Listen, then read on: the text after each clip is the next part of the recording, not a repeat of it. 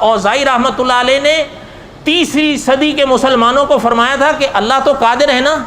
اگر صحابہ آج قبروں سے باہر آ کر ہمیں دیکھ لیں تو ہم صحابہ کو دیکھ کے کہیں گے یہ تو سارے پاگل ہیں، اور صحابہ ہمیں دیکھ کر کہیں گے یہ سارے کافر ہیں۔ کون سی صدی کے؟ بولو نا۔ اور آپ اور میں کون سی صدی سے گزرے ہیں؟ آپ اور میں پکے مومن ہیں۔ امام اوزاعی، اچھا یہ الفاظ یہ نہیں ہے کہ میں کر رہا ہوں، کسی نے دیکھنا ہو تو دیکھا سکتا ہوں، خطبات طیب کی 4 جلد میں ہے یہ،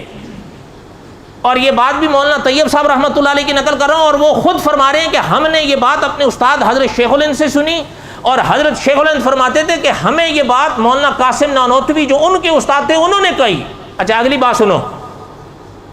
حضرت شیخ الہند فرماتے تھے کہ ہمارے استاد مولانا قاسم نانوتوی فرماتے تھے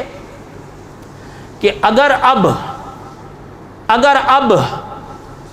امام اوزاعی آ جائیں،